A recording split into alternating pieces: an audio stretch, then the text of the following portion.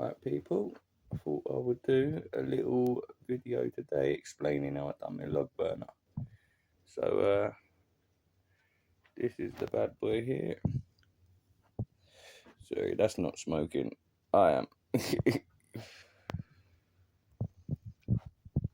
Thing's fucking roaring. Got my firewood chopped with my axe and my chainsaw. Loads more outside. You can control the flames perfectly because I refurbished it with fire rope all around the doors everywhere, and refire cemented and fire siliconed all that.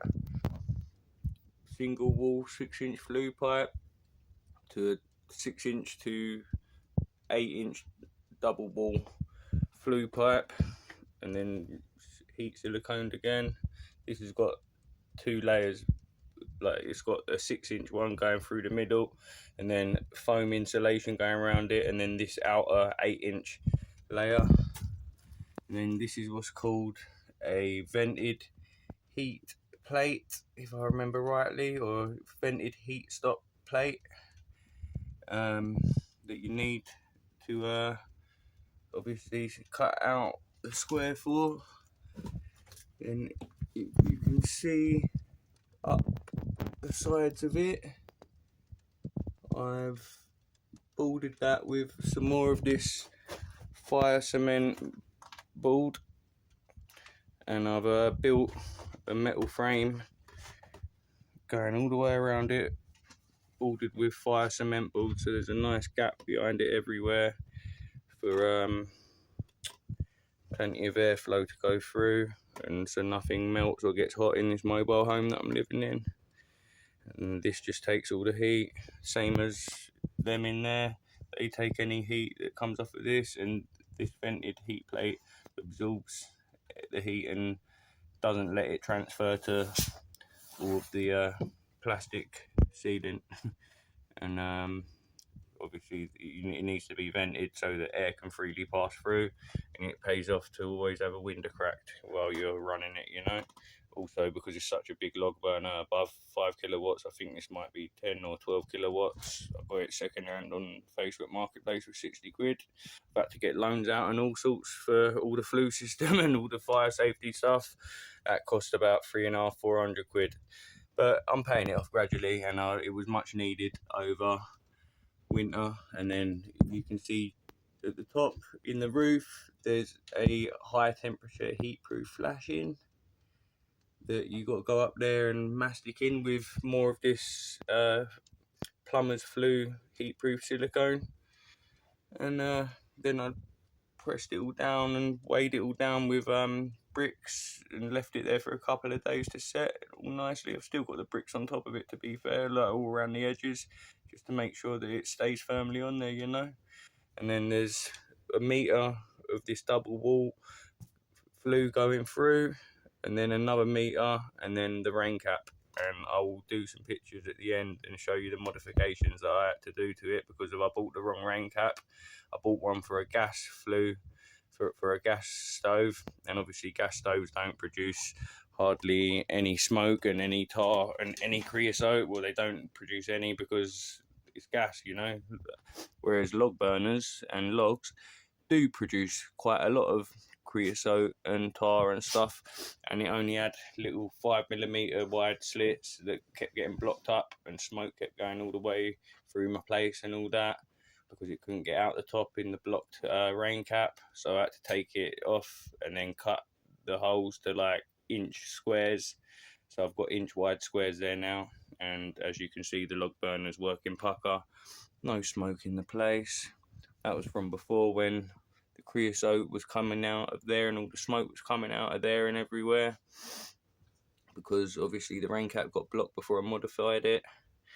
And yeah, that's a meter of single flue there as well. So you got a meter there, then another meter going through the ceiling and the roof, and then another meter above the ceiling with a little bit of this one poking out on top as well. So you got about 5 foot or so above the actual roof line, and it's working perfectly, the updraw, and not getting no backdraft or no smoke in the place. And yeah, that's what I was going to show you. Let's turn the fire down a little bit. We can control the fire perfectly with these vents now that I've sorted out and gave it a whole new fire rope and glue refurb. You just turn them down to like halfway. Close that one a little bit too much. Oh, it's hot. I should be using my towel really. Close these ones down and all.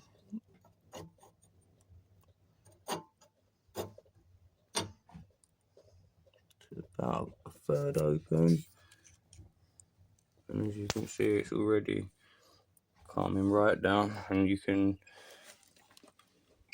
turn that to about 3/4 open instead of fully open, and that really helps to calm it down if it gets too hot and it's too much, or if the fire's getting too out of control or whatever for your liking, and it just slows it down to a nice slow dancing flame and just maintains the heat and maintains the flame. And then if you completely close them and it near enough goes out, this is how you can tell how well your fire rope and everything's done and how well it's sealed. As you can see, it's dying down to near enough nothing. But we don't want that. We want it roaring to show what it's all about. So now you watch. Give it a minute.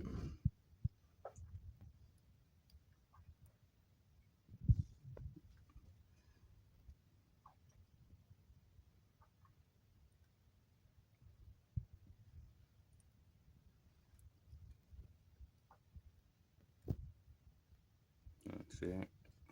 All different parts of it just start catching the light. And it just goes up again. It's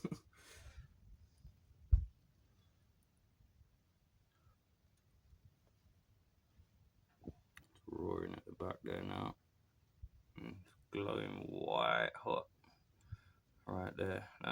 That underneath and the front of that's going to go up any minute. Yeah, let's see. Just as I said it.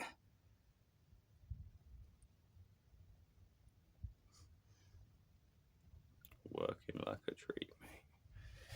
And yeah, I've done some shorts of me chainsawing up the wood and me splitting the wood with the axe and that. I used the machete first of all to chop it and split it and all that. That was a task. Now I just use this to help as a pokey, fire pokey, and to turn the logs and stuff when it's inside there, if it's a big one and it needs turning. But yeah, as you can see, vents are all open again and the fire is roaring. Let me turn the torch off so you can really see it. Yeah.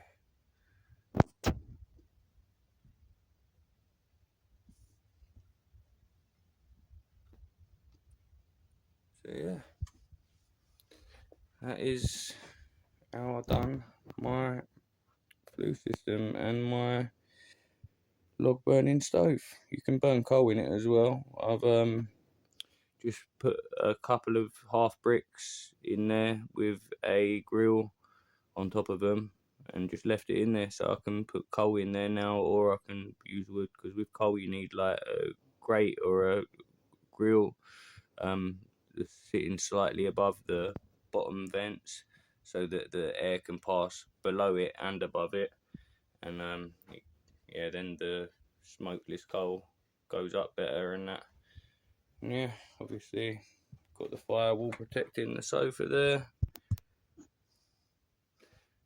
and protecting the back as well. We've got a nice gap there, nothing's getting hot, nothing's getting burnt. And that's how you safely install yourself a lovely log burner so that you can keep yourself warm in the winter for free. You just got to go out and get the wood. I can boil water on there with my whistling kettle. I've cooked all sorts of meals on there. Like, you can even get stuff like baking trays with lids on it and that, like cast iron ones to bang in there once the fire's died down, and you just got your hot coals, and then you can use the inside of it like an oven and all. So yeah, there's even things you can get for it called back boilers, or you can get spiral uh, heaters as well, and then you can connect that up to your mains water somehow, and then you can heat your own hot water for free as well. But I've got to do a bit more research into all that. That'll be yet to come in another video maybe. But yeah, take care, people. I'll put some pictures up of all the stuff that I use to make this fireproof and heatproof, etc. Maybe write them in the description or something for people as well if they're interested in doing it themselves. But yeah, that's me over and out. Me and my log burner all cozy and toasty. Adios, people. Have a good one. I hope everyone's having a good Christmas, and I hope everyone has a nice winter. I'm going to be toasty as anything.